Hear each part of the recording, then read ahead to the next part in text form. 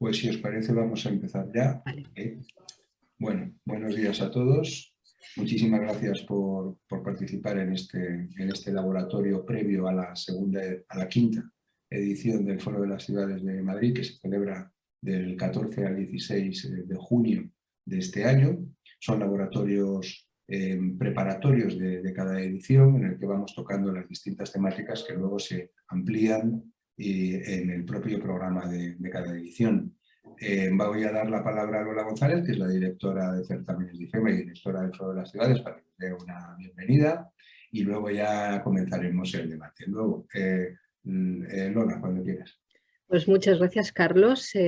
Gracias a los ponentes, a las personas que nos estáis acompañando y que lo vais a hacer a lo largo del día, y que también nos seguiréis después de una manera síncrona en en relación a este seminario o a esta charla que vamos a grabar y a poner a disposición de quien quiera consultarla posteriormente. En nombre de IFEMA Madrid, os doy la bienvenida al Laboratorio Respuestas desde la Naturaleza Urbana para la Mejora del Bienestar Humano y la Calidad de Vida, en el que vamos a intentar acercar ideas y pensamientos y reflexiones sobre una temática básica que define el Foro de las Ciudades de Madrid, que es el concepto de ciudades creadas para el bienestar humano, en el que, por supuesto, estamos convencidos la biofilia es un elemento clave. Y eso es lo que nos ha movido a ir desarrollando distintas áreas dentro del Foro de las Ciudades especializadas en tratar la aproximación a este concepto, desde el nuevo premio Árbol que hemos lanzado en esta edición y que agradecemos a los que estáis colaborando en él, especialmente a Gabriel Dorado y a todo el equipo que formáis parte de este jurado, porque va a acercar buenas prácticas que puedan ser estudiadas o replicadas por otras ciudades en torno a la infraestructura verde y sus aportaciones, pero vamos más allá, porque también introducimos las reflexiones desde el ámbito de la educación ambiental, su importancia para vincular a la ciudadanía desde las etapas más iniciales de la formación al concepto de biofilia como compromiso, pero también como exigencia a políticos y planificadores. Y esto lo vamos a hacer este año porque vamos a introducir al Consejo Escolar del Estado en unas mesas dentro del laboratorio del Foro de las Ciudades, en las que se va a hablar de diversos temas, y seguramente uno de ellos será este. Como decía, también Tecma Verde, un área especializada en el ámbito de las buenas prácticas que en este caso las empresas llevan a cabo en la ciudad, y que está muy vinculada a la Feria Tecma, que se celebra además este año en coincidencia de nuevo con SRR, la Feria de la Recuperación y el Reciclado, Economía Circular, con un Congreso Internacional de Recuperación y Reciclado, y con Genera, la Feria de las Energías Renovables, que impulsada por el Ministerio de Transición Ecológica. Y todo esto va a celebrarse a la vez que el Foro de las Ciudades, de manera que de forma presencial todas las personas que acudan del 14 al 16 de junio a IFEMA Madrid podrán participar de todos estos eventos, en los que va a haber un contenido de reflexión y formación muy grande. Yo simplemente agradecerles de nuevo la participación en este laboratorio. No quiero robar más tiempo a sus intervenciones, porque es para lo que estamos aquí, para escucharlas y aprender todos. Y nada, muchas gracias. A lo largo de la mañana seguro que salen ideas interesantes y podemos ir todos aportando puntos de vista. Bienvenidos a todos, a los que estáis aquí y a los que nos vais a seguir desde cualquier otro punto de la geografía internacional. Gracias. Muchísimas gracias, Lola. Bueno, pues lo dicho, reitero la bienvenida a los participantes en este laboratorio, que tiene una peculiaridad, y es que todos los miembros todas las personas que van a participar en el laboratorio pertenecen al jurado del Premio Árbol que ha instaurado este año IFEMA, el Foro de las Ciudades, en su primera edición, que está ahora en proceso de recepción todavía. Nada, le quedan 2 días. En proceso de recepción de candidaturas, tenemos ya unas 8 aproximadamente, que si no recuerdo mal son unas 5 o 6 españolas y algunas latinoamericanas. El jurado ya, cuando cerremos el proceso, entrará en la fase de análisis de la documentación y decidirá el ganador, que será anunciado el día 16 de junio dentro de una de las jornadas del Foro de las Ciudades que se dedica a naturaleza urbana, el jueves 16 por la mañana.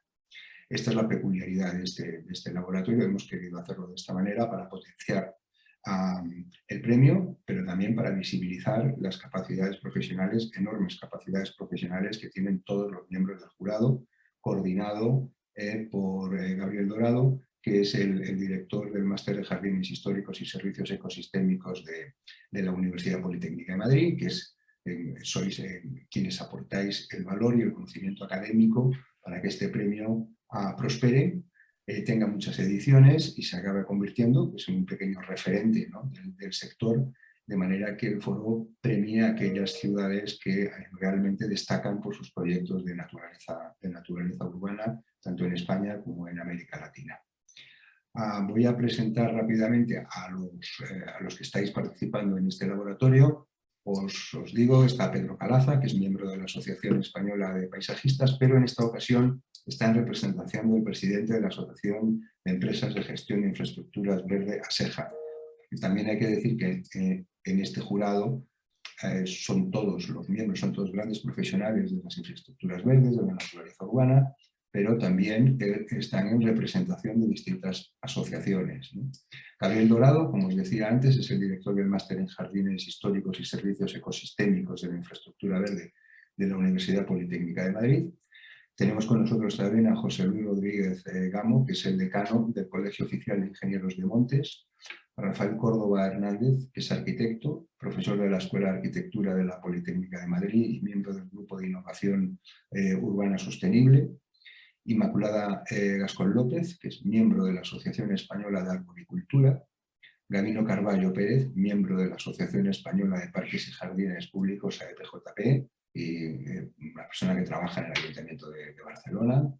Y bueno, como ya habéis visto, nos acompaña también Lola González, que es la directora del Foro de las Ciudades y que seguramente participe en el debate porque si hay algún tema que le apasiona es precisamente la naturaleza urbana.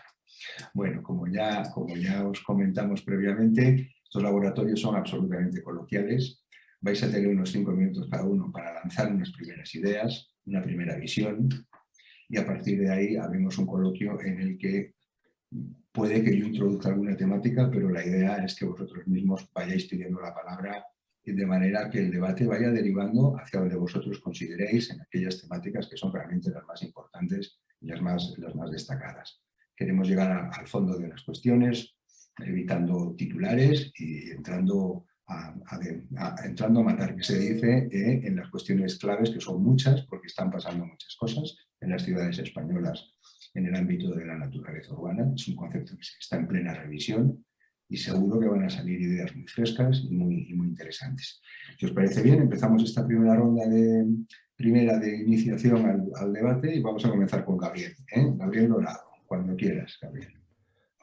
Bueno, pues muchas gracias por la presentación y gracias por invitarme a participar en este laboratorio, el Foro de las Ciudades. Yo quisiera empezar haciendo una introducción breve, histórica, a lo que ha sido un poco la organización de las ciudades. En la organización territorial de Roma era muy clara, estaba la urbe, en torno a la urbe estaba el ager y fuera del ager, del territorio que era culto, que era cultivado, pues estaba lo silvestre, lo salvaje, lo forestal, lo forastero, lo que se desconocía, ¿no? Bueno, pues más adelante, a partir de la Edad Media, pues se va incorporando parte de lo forestal a los jardines y al ámbito del solaz y del sosiego. Uno de los primeros paseos que se generan precisamente para el disfrute de los ciudadanos sería, por ejemplo, el Paseo del Prado en el siglo XVI, que se empieza a utilizar. Luego, a partir de Felipe IV y Carlos III, se genera uno de los paseos más interesantes a nivel paisajística de Europa. En el siglo XIX, con la Revolución Industrial, con la contaminación de las ciudades, pues se empiezan a generar movimientos urbanísticos como los higienistas, ¿no? Donde empiezan a preocuparse por la salud de los ciudadanos, por evitar la contaminación y por atraer la naturaleza al centro de las ciudades.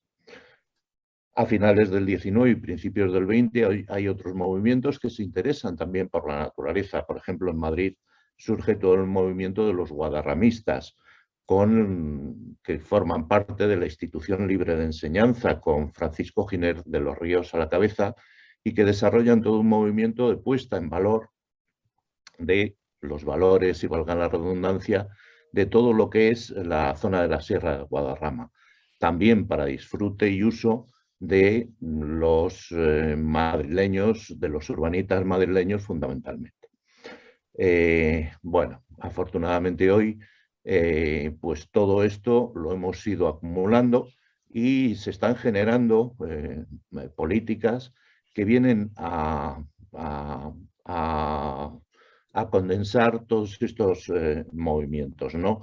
De tal forma que se consolida la aproximación de la naturaleza a las ciudades. ¿Qué beneficio nos da? Pues todos los conocemos, ¿no?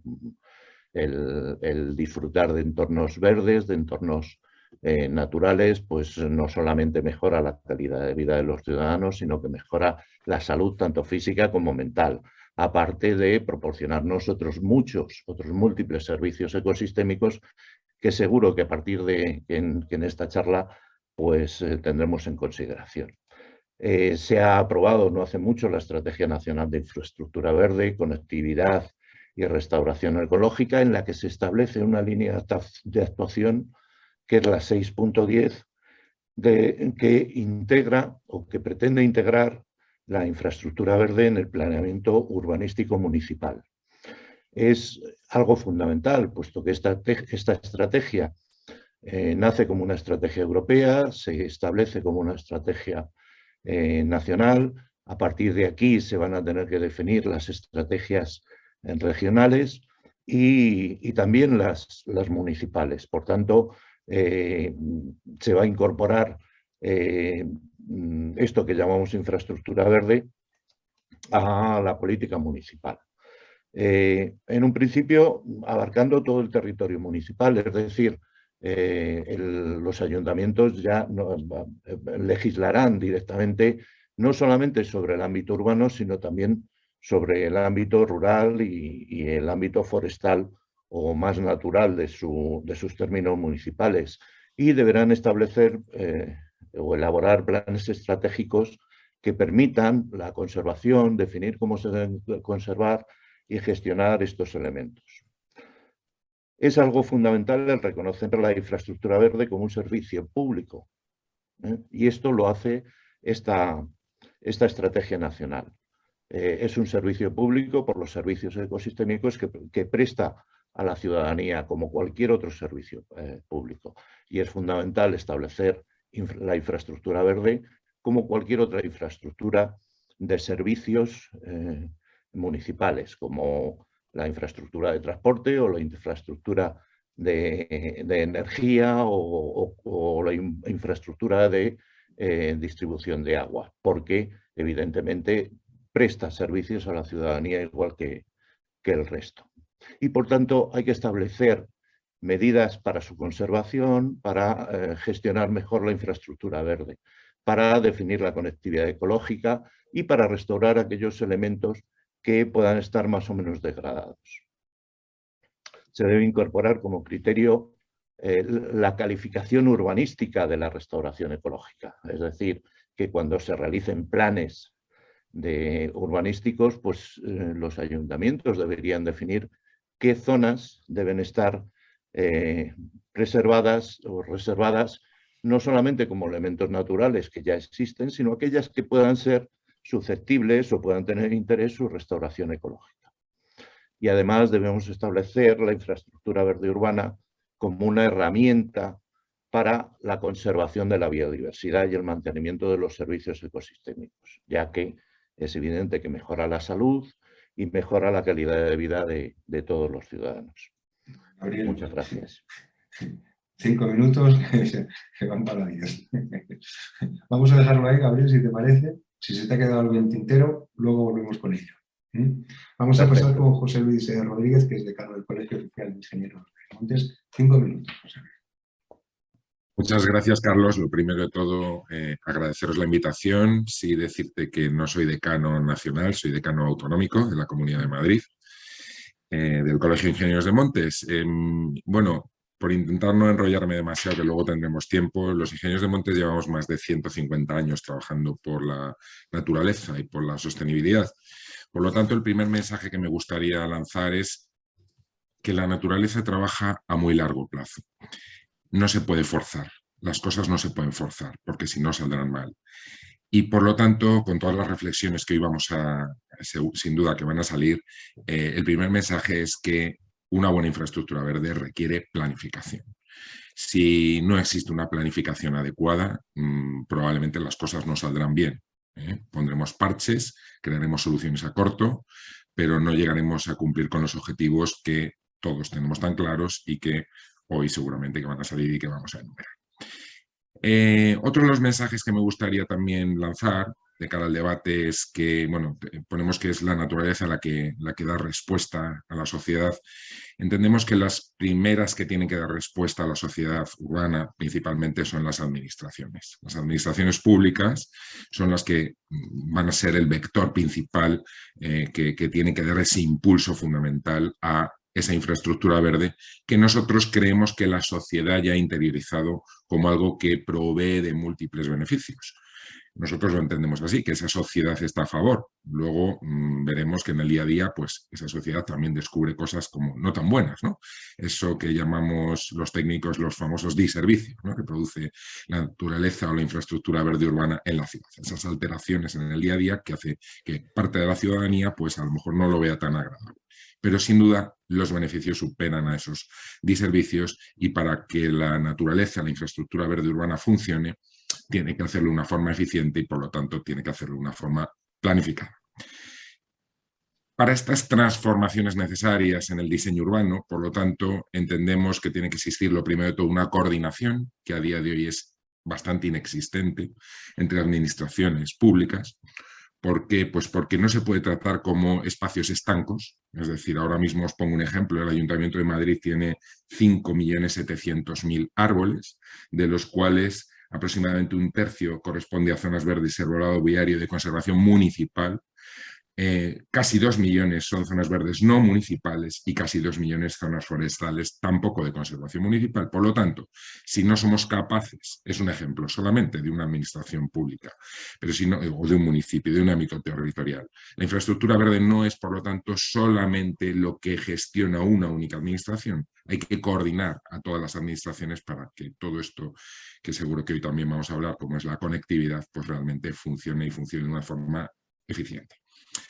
Otro mensaje que también ha apuntado antes Gabriel es que de verdad creo que tenemos que pensar en infraestructura verde y eso tenemos que trasladárselo a todos los poderes públicos decisorios, en el sentido de que no puede estar en un segundo plano. Más bien al contrario, si entendemos que la sociedad demanda esta infraestructura verde, pues tiene que estar en un primer plano. Basta ya de que esté subyugada a otras infraestructuras, de que la planificación de las ciudades esté pensada en primer término en otras infraestructuras y en segundo o en tercer lugar en la infraestructura verde, porque entonces no será una infraestructura como tal. Si lo es, tiene que estar al menos al mismo nivel.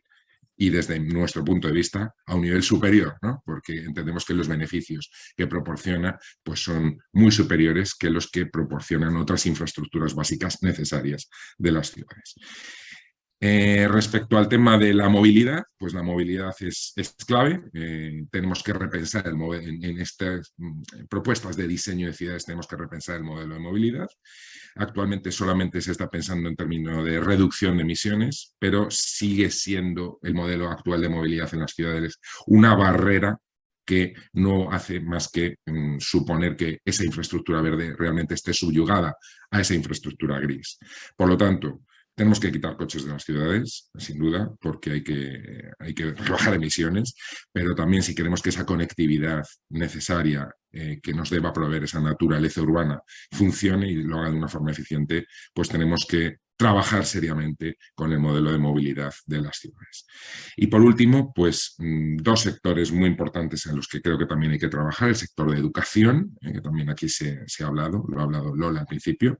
El vandalismo que sufren nuestras zonas verdes es inaudito, es increíble, tampoco es único en otros países europeos o en otros países del mundo, pues ocurre, pero eso significa que algo no funciona bien, que alguien no entiende bien, y que desde pequeños en los colegios hay que incidir en que se conozcan cuáles son los beneficios que nos proporciona esa infraestructura verde. Y por último, pero no el menos importante, tal vez el más importante, el sector salud. La infraestructura verde es una infraestructura básica de salud, de bienestar físico y mental para las personas que habitamos las ciudades. Por lo tanto, si queremos involucrar al sector salud, debemos proveerles de las herramientas adecuadas para que ellos entiendan que realmente la infraestructura verde es una herramienta eficiente. Si no se lo demostramos, pues el sector salud no va a estar alineado con nuestros planteamientos. Y con esto... Muchísimas gracias, José Luis. Has introducido también un montón de temas que luego seguro van a salir. Vamos con Pedro Calaza, que ya sabéis, os recuerdo que está en representación del presidente de ASEJA. Pedro, cuando quieras. Gracias, Carlos. Bueno, buenos días. Encantado de participar en este interesante foro, ¿no? Y es la primera vez que estamos interactuando los miembros del jurado que antes comentabas, Carlos, ¿no? La verdad es que las temáticas que se plantean en los foros que organizáis, ¿no?, son siempre sumamente atractivas, ¿no?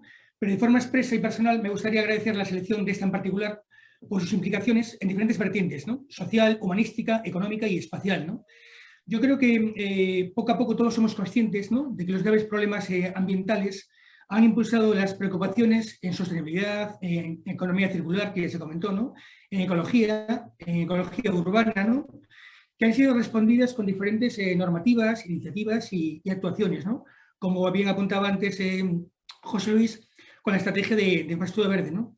Estas inquietudes, ¿no?, se trasladan de forma transversal persiguiendo dos elementos fundamentales, ¿no?, la multiescalaridad y la multifuncionalidad, ¿no? La multiescalaridad no es solo escalaridad espacial, sino también es escalaridad administrativa, ¿no?, como bien ha apuntado José Luis, ¿no? Y la multifuncionalidad.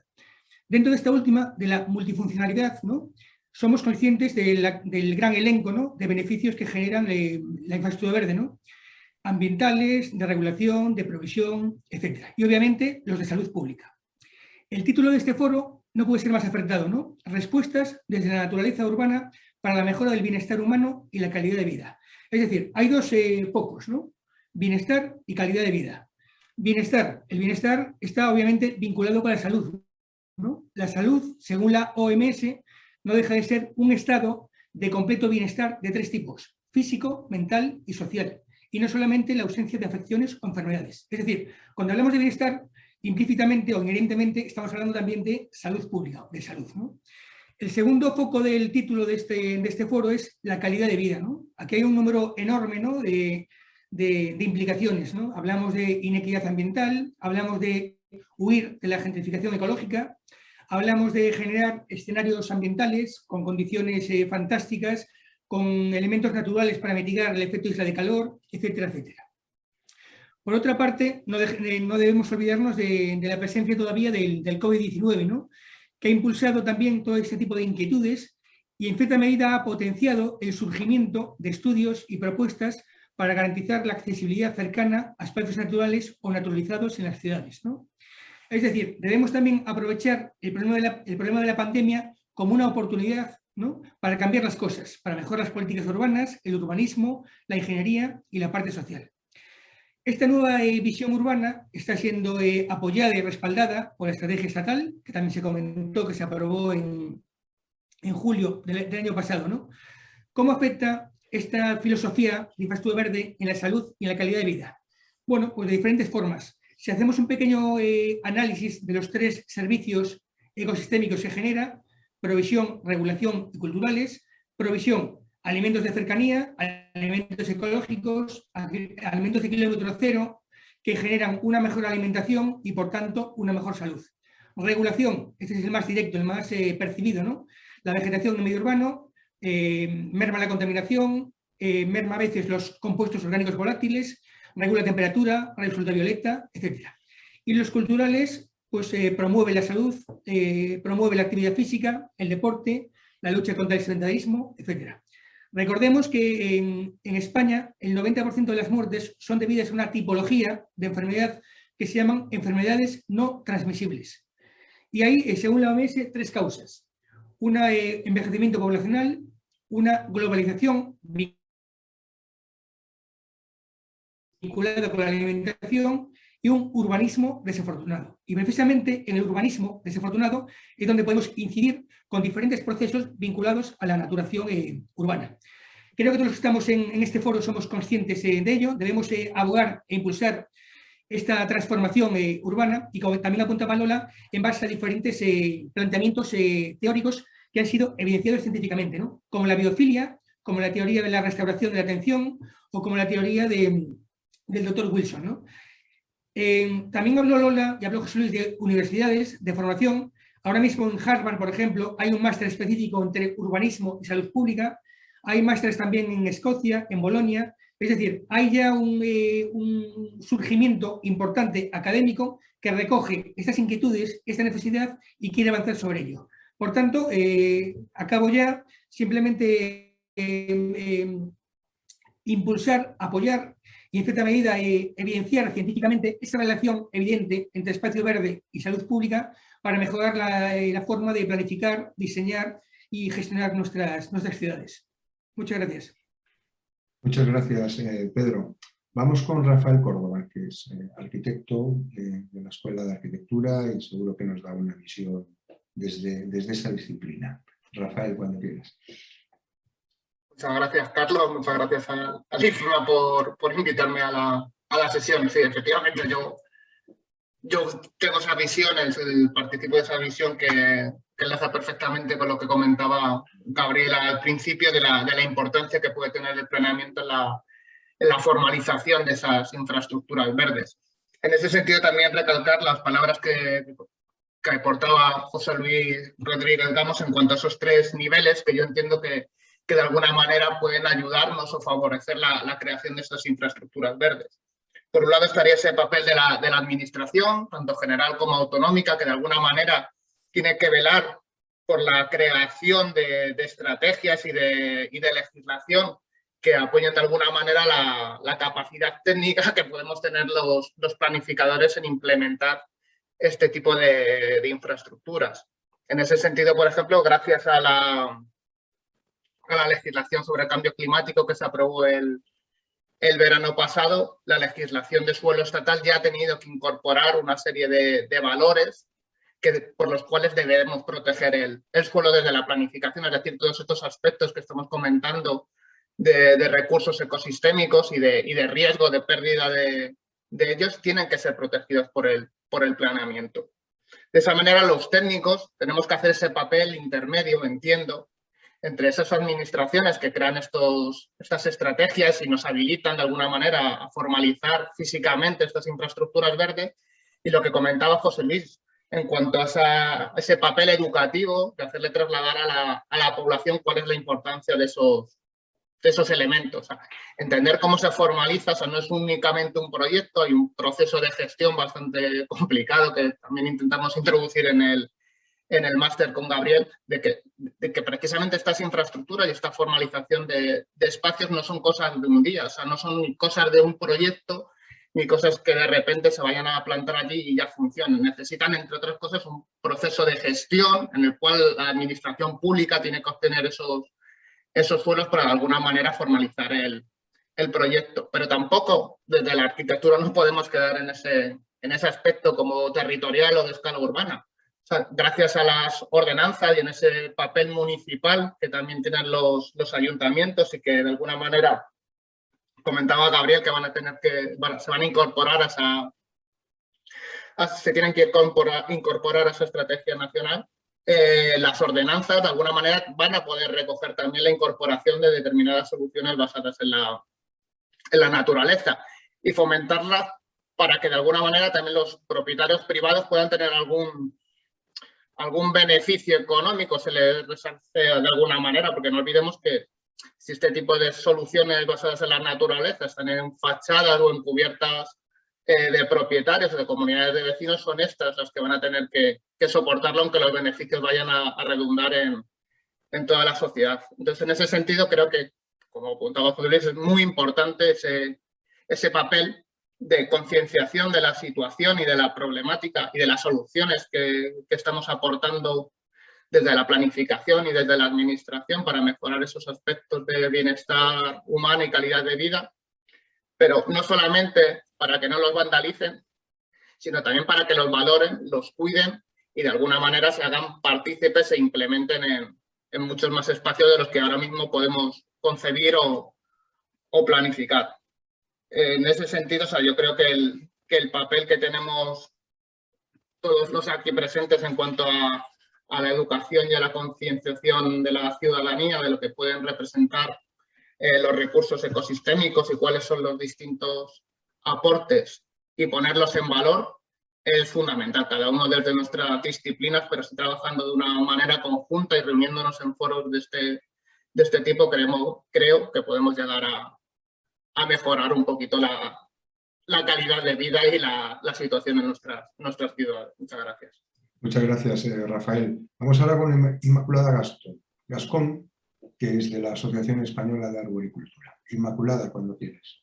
Gracias. Intentaré no extenderme en dar las gracias, pero sí que quiero colocar un poco mi perfil, ¿no? Un poco cuál es la aportación como miembro o representante de la Asociación Española de Arboricultura y como técnico que ha estado muchos años en lo local, en la gestión de un servicio de parques y jardines y que ahora está como consultora. Entonces, en ese contexto quería exponer, bueno, esta semana se encuentra en exposición pública el proyecto del Real Decreto de las áreas de tráfico restringido. Eso nos va a permitir que algunas ciudades se van a tener que repensar en lo consolidado y en esa prioridad en la prevalencia de primero peatón, luego bici, luego transporte público y lo último el automóvil particular, de alguna manera nos va a dejar unos espacios nuevos que tendríamos que apropiarnos como naturaleza, ¿vale? Entonces, pensando un poco en el elemento clave para mí singular, que es el arbolado en este proceso de transformación de la naturaleza, esa oportunidad en la ciudad consolidada es clave. Pero es clave no solamente por la parte de los técnicos que tendemos a sentarnos pensando y conscientes de que el cambio climático está afectando ya a muchas especies que se encuentran alojadas en las ciudades y que ya presentan síntomas de pasar pena, pasar complejidades. Entonces, mejorar junto a otros colectivos profesionales que también tienen que ver en la decisión de esa mejora del espacio disponible para el árbol, sobre todo en la ciudad consolidada, que para mí es la más complicada, es una de los elementos clave. De esa manera favoreceríamos las condiciones de suelo y agua, estamos hablando también de cambio climático y de efectos torrenciales de las precipitaciones, o sea, resolveríamos varios problemas a la vez y evitaríamos reparaciones de infraestructuras asociadas que se producen de manera recurrente. Y mejoraríamos también estratos arbustivos relacionados con una mejora de la biodiversidad. No quiero pasar por alto, porque habéis hablado de ello y no me quiero repetir, el tema de la necesidad de pensar a medio y largo plazo. Entonces, esta Estrategia Nacional de Infraestructura Verde, que apuesta por conocer con inventarios georreferenciados y diseñar en función de esto, me parece muy importante. Y darle valor a la cobertura de sombra es un elemento clave, a la cobertura de sombra de estos patrimonios arbolados, conocidos, que se puedan luego compartir de manera transversal, espacial, entre diferentes entidades, entre el gobierno y lo local, entre lo local y lo local, entre lo local y lo metropolitano y entre lo local y lo rural, es decir, que nos sirva para conectarnos. Esto me parece clave. Y darle valor también a la parte de la gestión. En el caso del inventario que manejamos cada uno de nosotros, hay una cuestión relacionada con cómo manejamos nuestros potenciales de cobertura de sombra. Entonces, habría que replantearse también en los pliegos las cuestiones de poda sistemática y realmente atender esas podas necesarias sobre lo necesario, sobre lo realmente oportuno.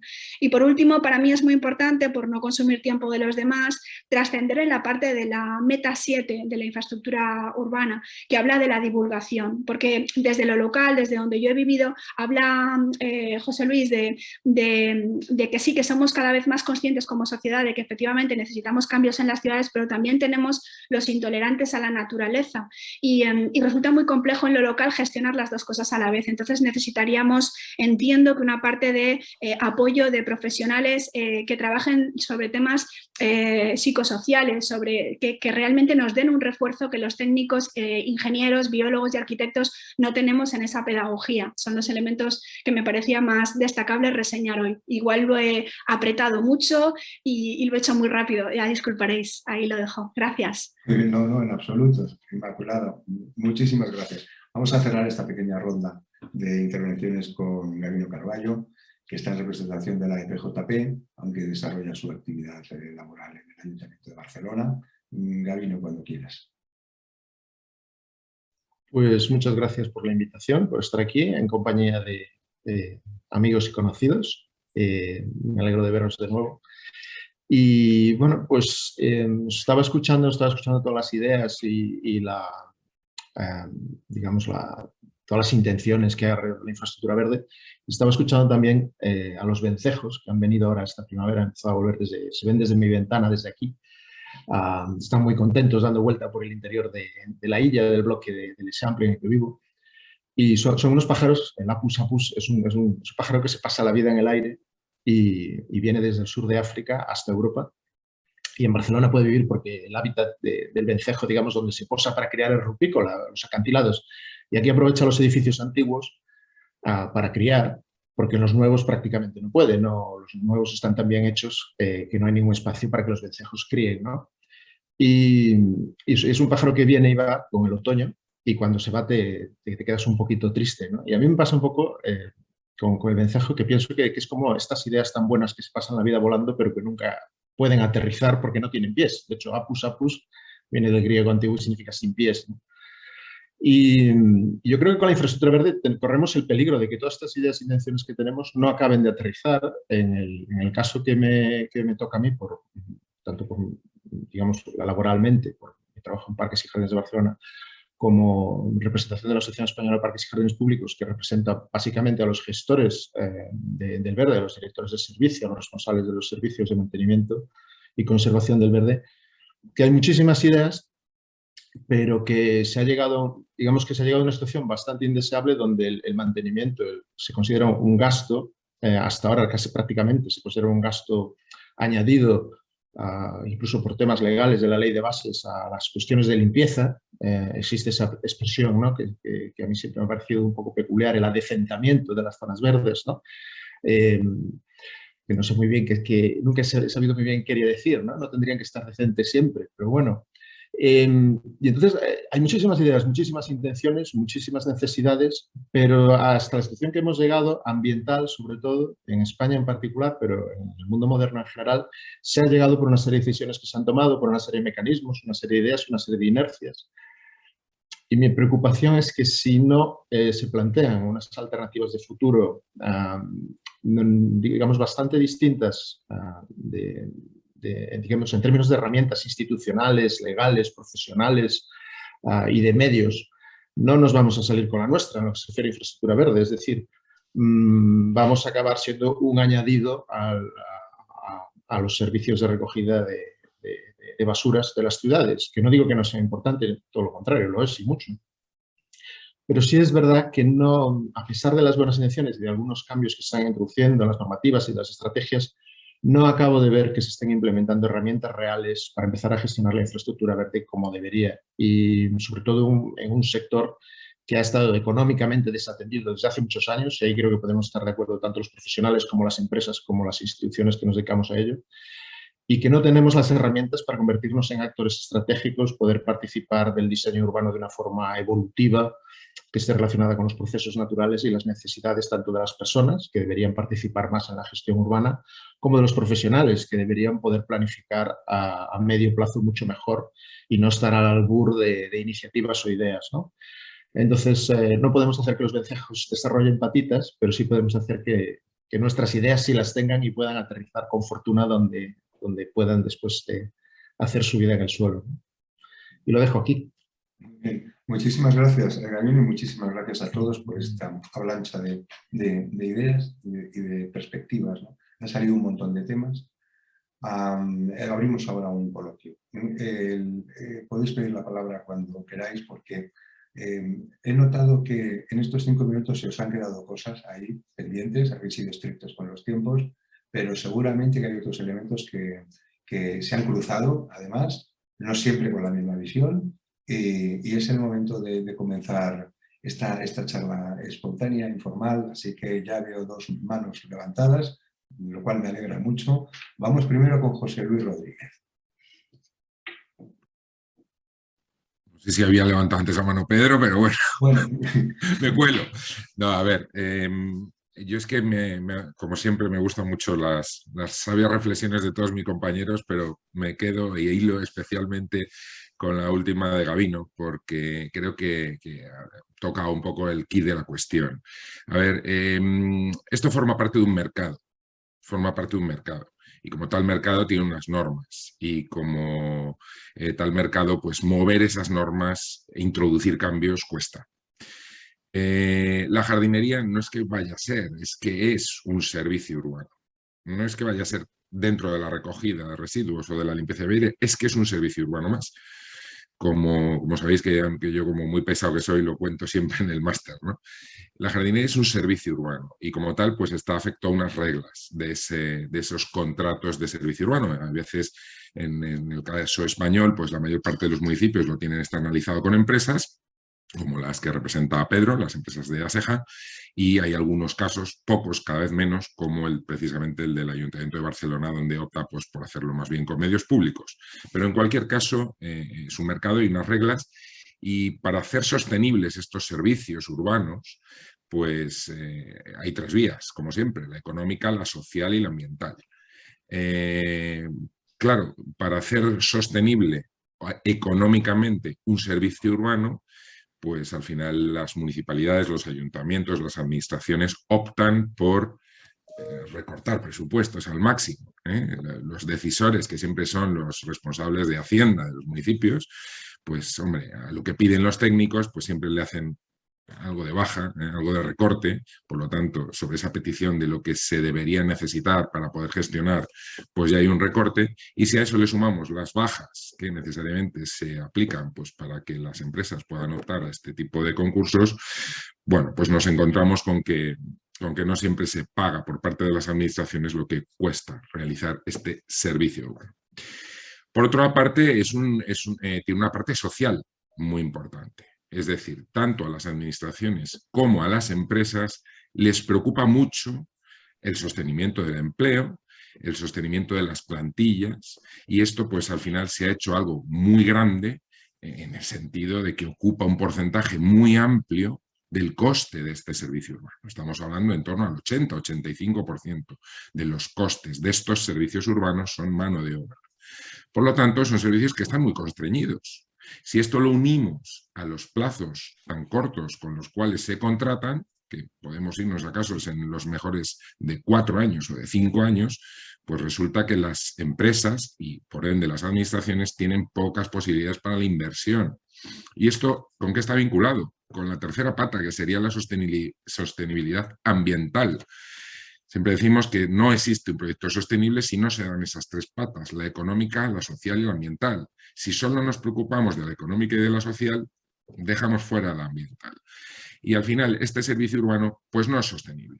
Lo apuntaba Inma, lo apuntaba Gabino, bueno, lo han apuntado todos los compañeros. Al final la jardinería pública es una jardinería que se está haciendo viejecita, es una jardinería que se está haciendo vaga, es una jardinería en la cual se mantiene lo que hay y tenemos a tantos compañeros, sobre todo los que estáis o habéis estado en administraciones locales, que os tenéis que preocupar, como muchas veces nos decís off the record, de mantener lo que hay, ¿eh? Y si lo que hay es, con perdón, una porquerilla, pues es que a mí me pagan por mantener esa porquerilla, porque realmente pues estos contratos no permiten realizar esas inversiones para hacer esas sustituciones, esas planificaciones necesarias para abordar lo que aquí decimos con tan buenas palabras, que es esa gestión de infraestructura verde, una infraestructura verde que abarca mucho más geográficamente, ya lo hemos dicho, zonas privadas, otras zonas públicas, funcionalmente. La jardinería apenas, como apuntaba Gabino, se preocupa por el ornato público, por la limpieza de las zonas verdes. Esto es lo que preocupa a los políticos, de verdad. Porque si no, pues mirar, hace casi 14 años se celebró el primer encuentro de gestión sostenible de espacios verdes, lo organizó ASEJA. 14 años.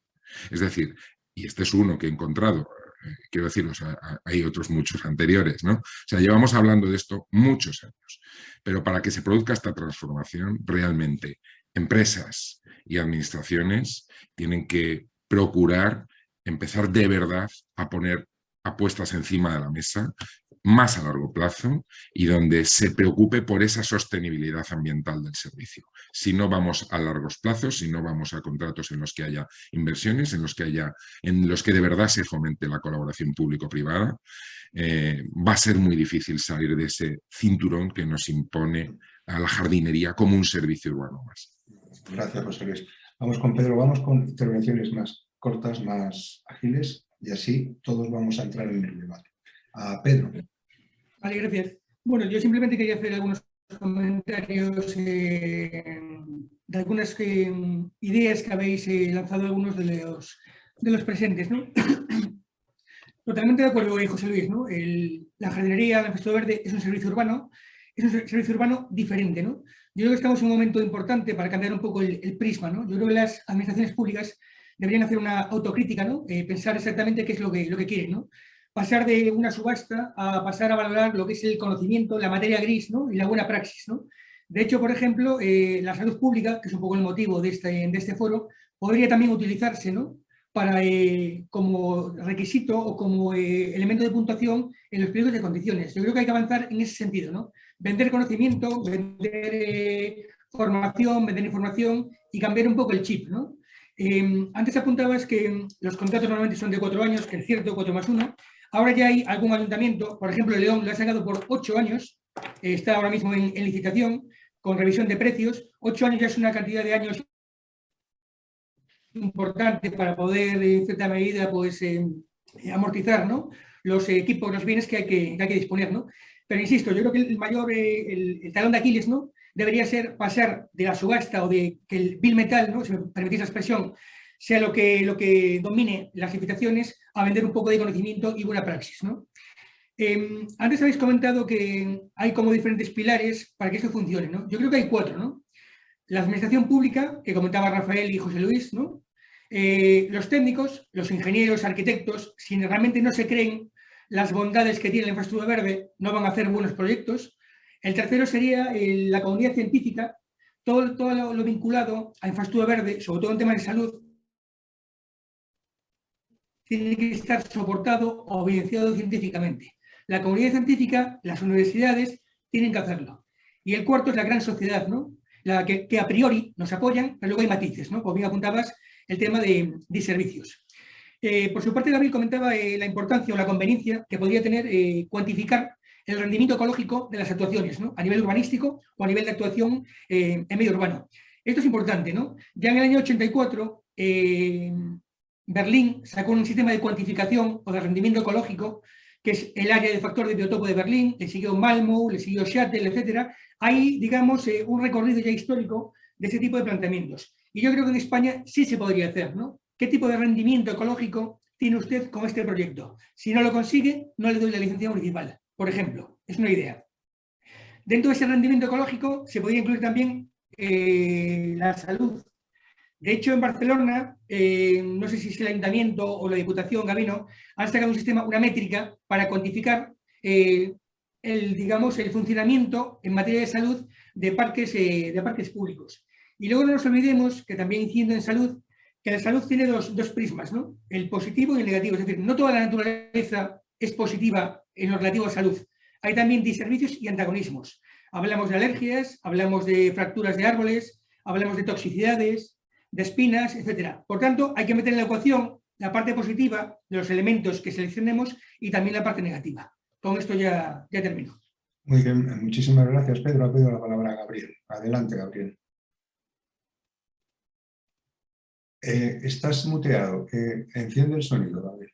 Gracias, Carlos. Sí, totalmente de acuerdo. Evidentemente, la gestión de la infraestructura verde en las ciudades en este momento es un servicio más que depende de la contratación con las empresas, pero se tienen otras herramientas. Es decir, aquí hemos estado hablando de elementos de planificación. Todos estos elementos de planificación evidentemente van a obligar o a orientar la gestión de esa infraestructura verde de una determinada manera, pero también los pliegos de contratación. Es decir, ahora mismo en la mayoría de los pliegos de contratación de todos los ayuntamientos se hacen podas sistemáticas sin que nadie diga qué árbol, ningún técnico con criterio diga qué árbol hay que podar y cómo hay que podarlo o cómo no hay que podarlos. Pero sin embargo la ciudadanía exige que todos los años también se poden los árboles o que, bueno, pues corten el césped o se elimine las hierbas que son altas y molestan. Cuando realmente lo que estamos haciendo con todo esto es disminuir los servicios ecosistémicos que prestan todos esos elementos. Entonces, hay muchas labores que hacer. Evidentemente, nosotros tenemos la obligación de difundir a la ciudadanía las ventajas que tiene el hacer una adecuada gestión de la infraestructura verde. Y eso es una obligación que tenemos entre todos, sobre todo las universidades, los científicos, los que nos dedicamos al mundo de la docencia, pero también a aquellos divulgadores o empresas que tienen que comunicar por qué hacen las cosas y qué beneficios va a permitir dar a la ciudadanía hacerlo de una manera u otra. También los organismos públicos, no solo los ayuntamientos, las diputaciones o otros organismos públicos que se dedican a la gestión de infraestructura verde, a veces urbana o no urbana. Y esa es una labor que tenemos que hacer, pero también tenemos que hacer una labor fundamental, que es dar voz a la ciudadanía. Es decir, los planificadores no podemos ser exclusivamente los técnicos. Tenemos que escuchar qué es lo que necesitan los ciudadanos, qué es lo que quieren y qué es lo que demandan para poder dar soluciones a los problemas que plantean. Por tanto, hay que darles voz en todos estos procesos de planificación. Y desde luego los técnicos tendrán que aportar las mejores soluciones para las demandas sociales que se planteen. Bueno, pues este es un planteamiento que yo creo que es fundamental a la hora de acertar en la gestión de esa infraestructura verde. Gracias, Gabriel. Antes de dar la palabra a Inmaculada, que le ha pedido, aprovecho la intervención de Gabriel en el enfoque que le acaba de dar para comentar que Ana Isabel García en el chat precisamente ha incidido en este aspecto. Quería plantearlo hacia el debate también, que es la inclusión de la ciudadanía y hacerla partícipe de la identidad territorial y hacerla partícipe de la planificación urbana, de manera que la ciudadanía no solo comprenda la importancia de las infraestructuras verdes, sino que también participe de su construcción. Inmaculada, has pedido la palabra. Sí, con un poco, gracias, con un poco más de serenidad, ¿no? El otro día en una charla en Málaga con ayuntamientos salía una reflexión que hizo una compañera, Aurora, y hablaba un poco de esa transformación que se había producido en la ruralización al mundo urbano y cómo en ese proceso de migración del progreso mucha gente del campo había pasado a la ciudad y entonces hay una parte importante de varias generaciones que considera la ciudad ordenada y la ciudad bien conservada aquello que no es el campo. Es decir, los alcorques están limpios, son simétricos, la ciudad completamente colocada. digamos que esa situación nos ha condicionado mucho como técnicos en la parte política y en la gestión de cómo diseñamos los servicios hasta ahora, ¿no? Y luego ya no digo el concepto de como ingenieros en asignaturas incorporadas como el concepto de malherbología, es decir, hasta la propia palabra viene implícitamente con el concepto de mal uso. Entonces, lo que quería, un poco en la línea de lo que plantea Gabriel, ¿no? O sea, tenemos claro que para desarrollar buenas infraestructuras verdes necesitamos buenas estrategias locales, ¿vale? Pero también tenemos que tener en cuenta este concepto que desamueblar esas cabezas de sentido de progreso y volver a admitir naturalizaciones no es un proceso que se convierta en chispa de hoy para mañana y tenemos que hacer mucha pedagogía. Entonces, tanto en los procesos de gestión como en los procesos de urbanización o de planteamiento de las ciudades tienen que ir acompañados de esa presentación, de esa explicación a los ciudadanos. Gracias, Inmaculada. Que la verdad es que sí, esto de la percepción de la naturaleza, de qué es lo mejor para la ciudad, una naturaleza con el césped cortado, perfectamente equilibrado, etcétera, etcétera, o una naturaleza más propia de sí misma, ¿no? Lo hemos visto en ejemplos como cuando se han naturalizado espacios como ríos, riberas y demás, que incluso ha habido quejas ciudadanas, ¿no? Diciendo, el río estaba muy bonito antes y ahora tiene arbustos y tiene plantas y le crecen, claro, le crecen cosas porque son espacios naturales, ¿verdad? Ha pedido la palabra Rafael y luego Lola. Rafael, cuando quieras. Gracias, Carlos. Bueno, en la línea que apuntábamos y que también, como decías, Ana Isabel planteaba en el foro, efectivamente, la participación es importante, pero yo sí que hablaría de una participación con mayúsculas. En muchos de estos procesos que comentaba Gabriel, y que de los cuales participo yo como planificador en cuanto a esa definición de esos elementos que tienen que, cuando redactamos el planeamiento municipal, tienen lo que llamamos una participación pública, pero es verdad que no es quizás la mejor, es una participación reglada, normativa, que se produce en unos determinados momentos y que tiene unos contenidos expresos. Y muchas veces la gente que participa en esos procesos, a base de sus alegaciones, sugerencias y tal, no tiene la perspectiva de la que estamos hablando aquí. En el momento del boom inmobiliario era raro, no trabajaba precisamente en grandes ciudades, sino en pequeños municipios. Era raro el vecino que venía a plantear que su parcela no pasase a ser un suelo urbanizable. Sí que recuerdo una mujer que vino precisamente a decir que, si es que ella lo que quería era tener ovejas y tener su campo, que para ella eso era su pueblo y era lo que quería, pero por lo general la tendencia era una tendencia totalmente opuesta a este sentido. Y el problema muchas veces de la participación es que como tal sí se participa, pero quizás no participemos siempre los que deberíamos en cada proceso. Y en este sentido muchas veces hay determinadas asociaciones, como pueden ser de las que no son precisamente cariñosas con el medio ambiente, por así decirlo, que pueden ocupar determinados foros de discusión y de diseño y acabar haciendo un proyecto muy participativo, pero que quizá también vaya contra lo que estamos planteando aquí. En ese sentido, yo sí creo que debe haber participación, con mayúsculas, que no deberíamos excluir a nadie de esa participación y que de alguna manera fuese también equilibrada, no solamente entre las grandes asociaciones que se pueden presentar este tipo de cosas, sino muchas veces los vecinos, que aunque no pertenezcan a ninguna asociación formalizada, de verdad ellos sí que van a poder participar de esa gestión o de esos huertos que se puedan conformar en esos espacios y darle vida y de alguna manera, como creo que también era Ana Isabel apuntaba en el chat, darle vida y que realmente vayan funcionando poco a poco, pero de una manera colectiva en la que todos entiendan de qué parte del proceso forman parte y cuál es la finalidad de eso. Gracias, Rafael. Lola. Hola, yo quería hacer una pequeña reflexión un poco quizá más teórica de todo esto. Si partimos un poco, y os lo pregunto a vosotros que sois los expertos, y también un poco en relación a lo que decía Inmaculada, de bueno, pues la hipótesis de la biofilia de Wilson, y que hablaba sobre cómo existe una conexión natural de lo verde con el bienestar subjetivo de las personas.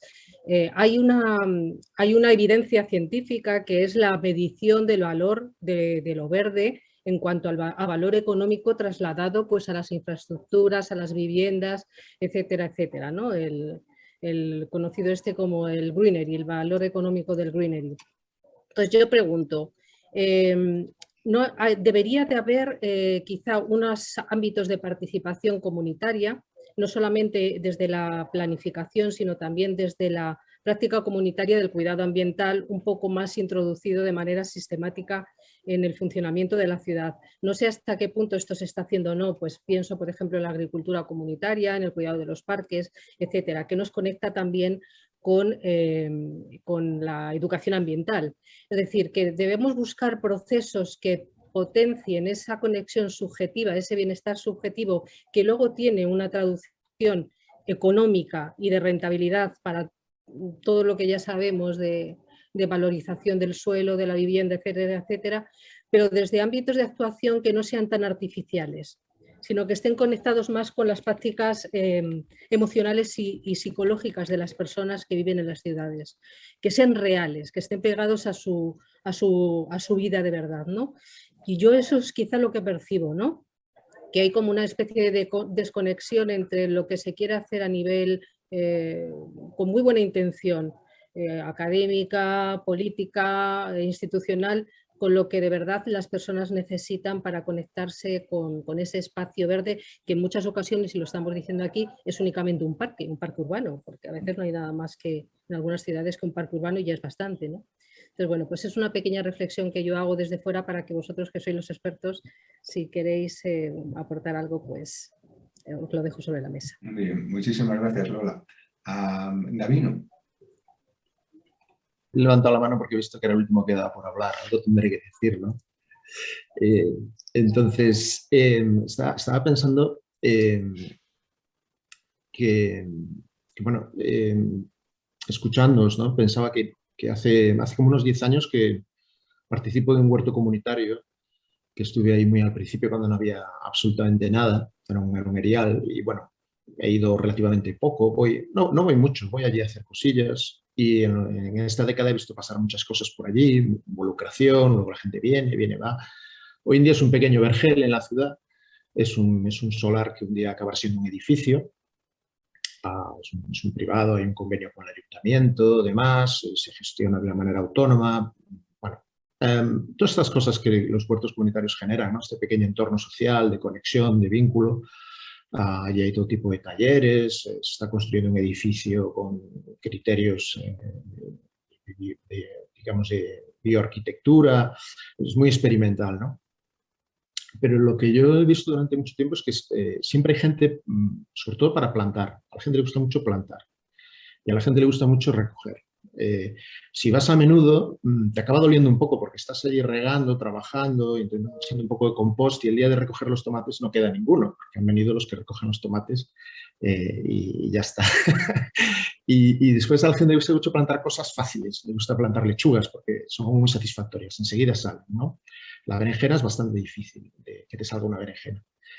Y esta reflexión la hago porque en realidad me recuerda un poco también a todas estas reflexiones que hacemos sobre las malas hierbas, ¿no? La gente ya está muy preocupada por las hierbas, las malas hierbas. El otro día me encontré unos voluntarios que estaban arrancando todo lo que ellos consideraban malas hierbas, que eran la menta, el tomillo, las caléndulas, o sea, todas las plantas que tenemos aquí por control biológico, ¿no? Y cuando les cuestioné, se quedaron un poco sorprendidos, porque ellos pensaban que, claro, que había que quitar esas plantas, que eso no producía nada, ¿no? El productivismo. Y entonces, cuando decís, no, es que la gente quiere ver los espacios perfectos, ¿no? Hay que ver de dónde venimos, ¿no? Venimos de una sociedad muy rural, no hemos tenido una verdadera revolución industrial. Los países que han tenido una verdadera revolución industrial intensa, con grandes ciudades industriales de grandes dimensiones, el campo tiene mucho más prestigio que la ciudad. porque eran ciudades invivibles. Hay textos del siglo XIX que hablan de personas que nunca han visto un árbol, porque vivían en Manchester o vivían en alguna parte de Londres industrial, no salían de allí jamás y vivían rodeados de hollín y con los excrementos que les llegaban por la pantorrilla.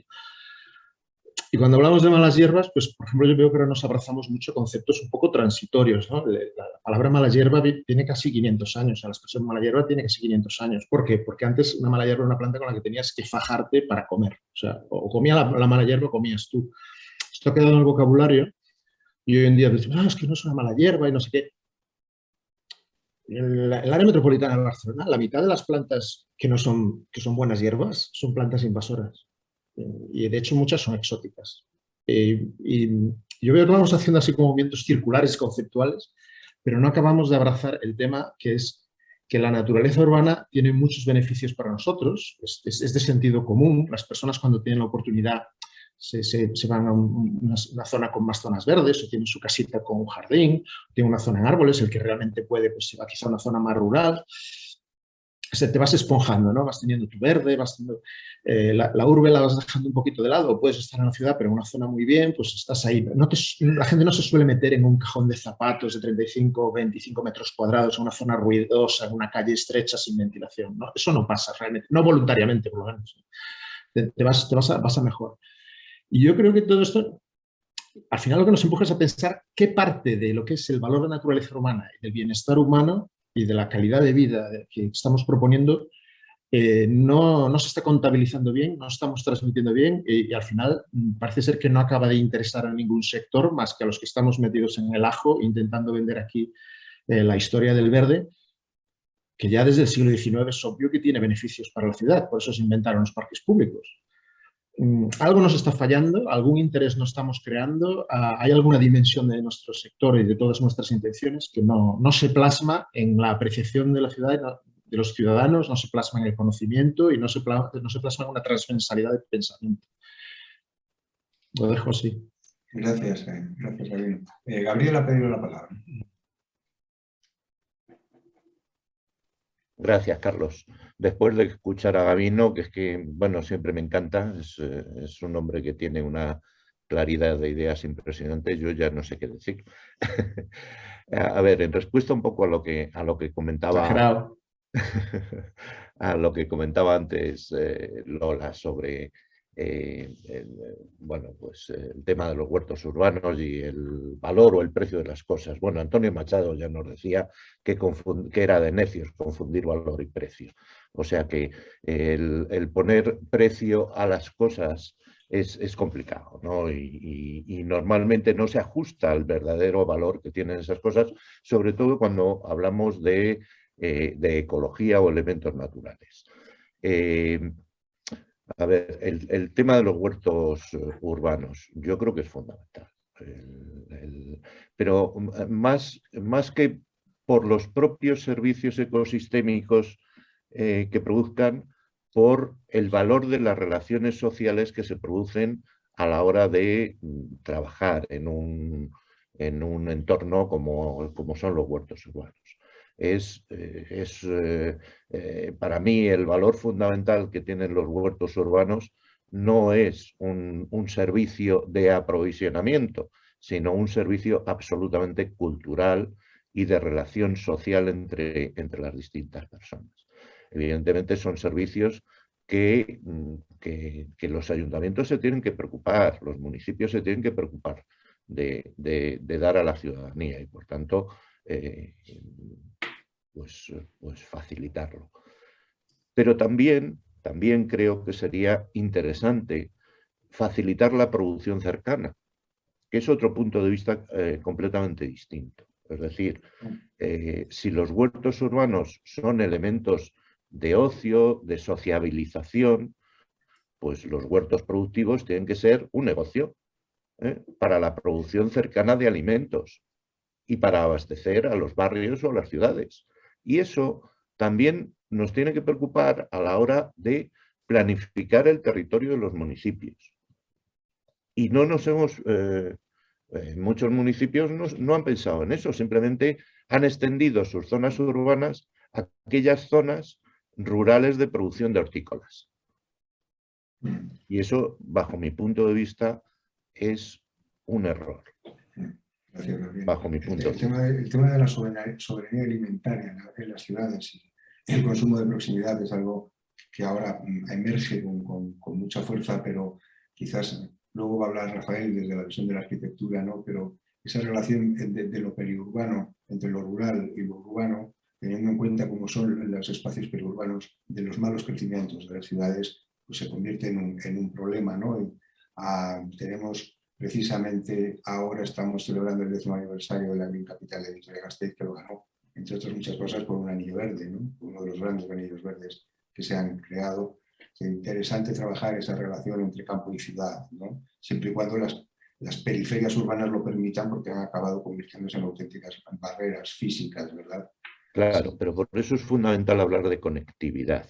Claro. La conectividad es un elemento fundamental, que también tenemos olvidado.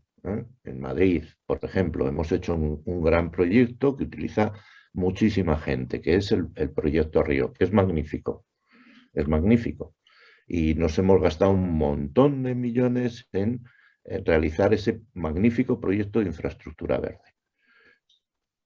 Pero se nos olvidó hacer la conectividad entre el Parque Regional de la Cuenca Alta del Manzanares, que llega hasta el municipio de Madrid, con el Parque Regional del Sureste, que los une el río Manzanares y que está al sur de Madrid.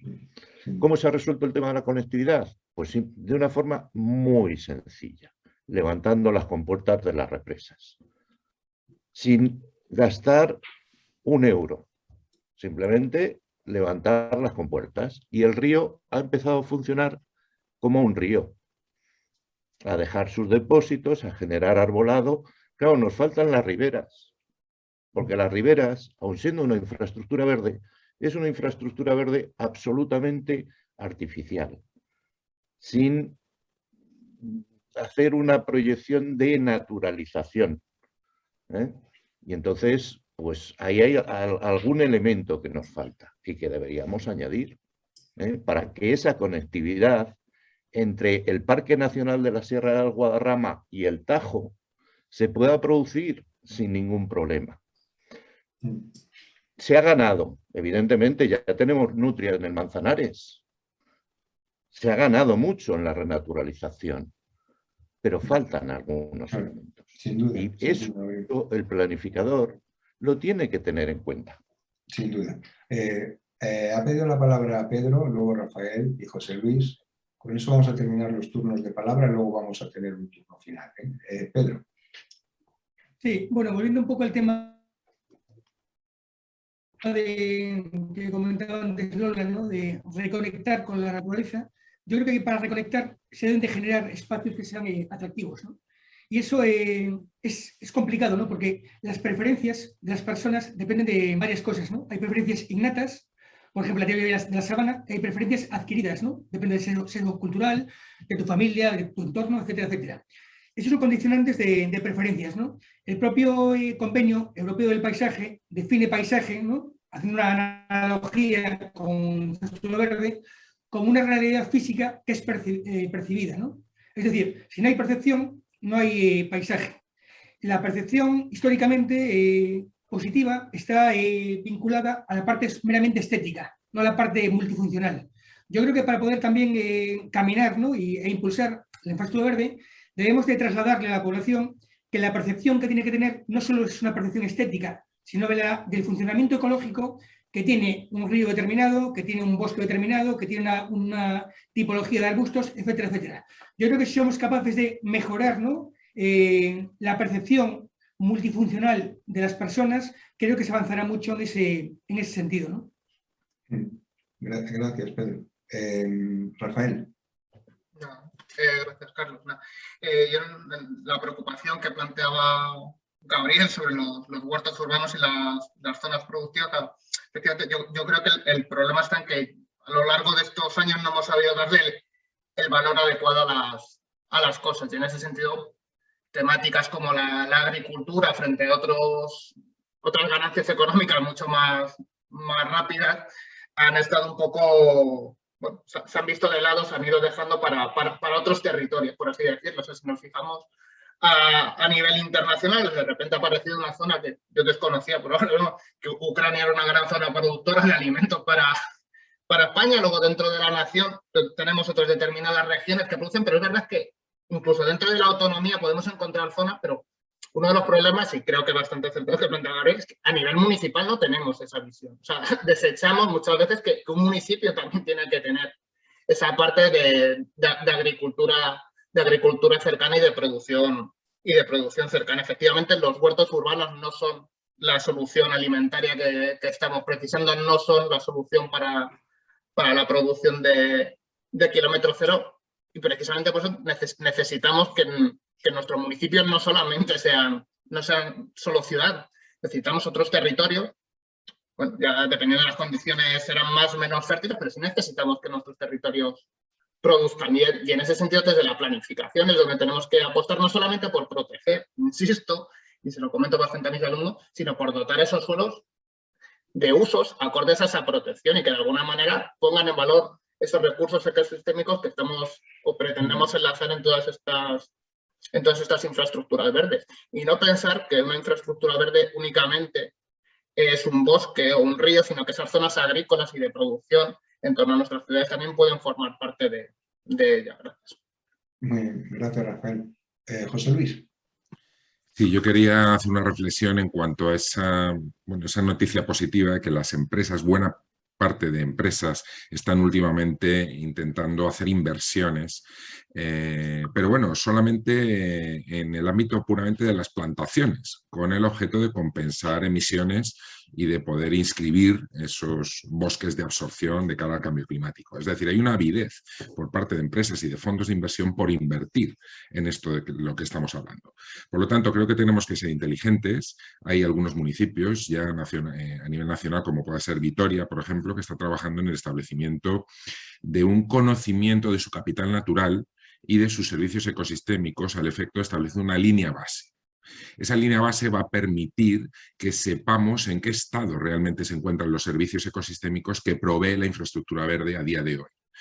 Y nos va a poder permitir a las administraciones establecer estrategias a futuro. De tal forma que cuando vengan esas empresas con ganas de invertir, se les diga, oye, que esto no se trata solo de plantar arbolitos, porque entre otras cosas no tengo suelo y es complicado luego mantenerlo, sino que mira, este es el estado actual de los servicios ecosistémicos, como bien ha explicado antes Pedro, su división entre la provisión de regulación culturales, y esta es la hoja de ruta hacia la que quiere llegar mi municipio. Por lo tanto, si quieres alcanzar estos objetivos a futuro, que son los que tiene el municipio, pues puedes implicarte realizando inversiones en esta zona concreta, en este parque concreto, donde ya, como digo, se ha monitorizado, se ha evaluado, se ha valorado esos servicios ecosistémicos y hacia dónde se quiere llegar. Mejor que canalizarlo simplemente pues, a través del tema de las plantaciones, que ya está tan manido y que luego plantea otros muchos problemas. Muchas gracias, José Luis. Bueno, vamos llegando al final. Han aparecido un montón de temas que seguro que vamos a tener tiempo de desarrollar. El 14 y el 16 de junio de sesiones de sobre naturaleza urbana tenemos nada menos que 4. Es decir, que vamos a trabajarlo muy, muy a fondo. Solamente quizás hay un tema que no ha aparecido, no porque no sea importante, sino por una cuestión de tiempo, y es cómo el cambio climático va a cambiar las condiciones y las necesidades y las demandas de los espacios verdes en las ciudades, a la vez que los espacios verdes van a tener que reconvertirse para trabajar muchísimo más la adaptación, ¿no? Esto es una realidad que se nos viene encima de una manera espectacular en algunas ciudades españolas, incluso hablando ya de desertificación. Pero bueno, han salido un buen paquete de ideas que vamos a trasladar desde la comunicación. Os agradecemos a todos la participación y os vamos a pedir que en un minuto lancéis una idea final, que os quedéis con un concepto, que os quedéis con una visión que abordaremos ya en junio, más adelante y más en profundidad de todo lo hablado y todo que se nos ha quedado en el tintero, que os quedéis en un minuto con una visión, con una idea. Empezamos por Gabriel. Gabriel, cuando quieras. Pues yo plantearía la necesidad de establecer una planificación municipal de la infraestructura verde de todo el territorio de cada municipio. Gracias. José Luis. Pues yo tal vez aprovechar esta ola de la renaturalización que ahora se va a ver plasmada en los próximos meses con una lluvia de millones por parte del Ministerio, por parte de la Fundación Biodiversidad a buena parte de municipios españoles, para que no sea una suerte de planes antiguos en los cuales se hacían unas obras y se abandonaban, sino que sea el principio de algo que realmente es el futuro de lo que estamos hablando hoy aquí. Muchas gracias, José Luis. Pedro. Bueno, como dice el profesor Fanier Tojo, se utilizó históricamente el concepto de sostenibilidad, después el de ecología, duraron su tiempo, y ahora se puede utilizar el de salud, ¿no? Yo creo que la salud es un argumento fantástico para cambiar la forma de planificar las ciudades. ¿Por qué? Porque es entendido por la administración, es entendido por los técnicos y también por la parte social. Por tanto, un argumento más con mucho peso para cambiar la forma de ver, planificar y gestionar las ciudades. Muchísimas gracias, Pedro. Rafael, tu minuto. Gracias. Yo me quedaría con eso que hemos venido contando y relatando a lo largo de esta sesión de la importancia de esas tres visiones y de que trabajen en común. La visión de la administración, fundamental, implementando estrategias y proyectos que de alguna manera los técnicos podamos llevar a cabo para la ciudadanía y con la ciudadanía que sin lugar a dudas tiene que participar de todo este proceso para ponerlos en valor, no deteriorarlos ni vandalizarlos, como decía José Luis Rodríguez, y que de alguna manera puedan permitir esa dilatación en el tiempo que realmente es la que hace que las infraestructuras verdes y todos estos procesos funcionen ecosistémicamente. Gracias, Rafael. Inmaculada. Yo en estos últimos meses lo que me estoy encontrando es mucha soledad de técnicos individuales que en lo local quieren transformar, pero les faltan herramientas. Entonces, apelando a la reflexión inicial de Gabino y a la de Lola, pediría eso, encontrar herramientas fáciles y operativas que permitan a los técnicos crecer en esa concreción de infraestructuras verdes de alcance y hacerlo de la mano de la sociedad. Gracias. Gracias, Inmaculada. Cerramos con Gabino.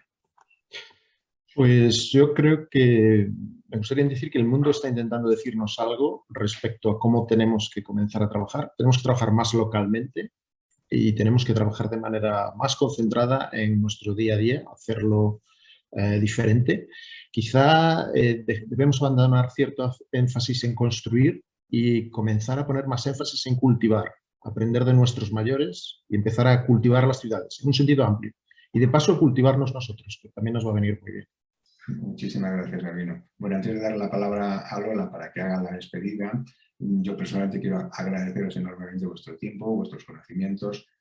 Podríamos haber estado 1 hora y media más y hubieran salido otros muchísimos temas interesantes, pero insisto que esto es un aperitivo a lo que va a ocurrir del 14 al 16 de junio. Gracias por vuestra participación, sobre todo gracias por formar parte del jurado del Premio Árbol, de sumaros a esta nueva aventura de IFEMA de este premio que va a tener permanencia en el tiempo. Contamos con vuestros conocimientos ahora que toca hacer la selección de las candidaturas. Estoy seguro que vamos a sacar un gran ganador y daros las gracias especialmente por esto, por pertenecer al jurado del Premio Árbol. Gracias por todo y Lola va a despedir el acto. Gracias. Pues muchas gracias a Inmaculada y el resto de compañeros que estáis en esta reunión y a las personas que nos están acompañando ahora y que nos acompañarán después por participar en esta mesa de reflexión que, como decía al principio Carlos, recuerda que el Foro de las Ciudades enfocado al bienestar de las personas en las ciudades, pues cómo no va a poner el foco en la ciudad verde y lo que ahora llamamos esa biofilia, ¿no? Bueno, no lo llamamos ahora, pero queremos en el Foro de las Ciudades empezar a utilizar este término porque es muy abarcativo y nos permite analizarlo de distintos prismas, como esto luego se puede concretar. Y se ha de concretar, como decíamos al principio, que también es un eje fundamental definitorio del Foro de las Ciudades, con la ciudadanía en el centro de cualquiera de las actuaciones, pero también su participación. El derecho a la apropiación del espacio público en este caso, pero también de los espacios simbólicos. Y nada, invitaros a que nos sigáis en el blog, en la página web, donde vamos actualizando toda la información de los foros y de las mesas que van a tener lugar en este encuentro presencial del Foro de las Ciudades de Madrid del 14 al 16 de junio. Y con mucha ilusión también a poner en relieve las prácticas que se seleccionen del Premio Árbol Y de nuevo aprovecho para dar las gracias a Gabriel Dorado y a todas las personas que estáis aquí, porque formáis parte de este jurado que va a dar continuidad a este premio con mucha ilusión para que vaya calando más y mejor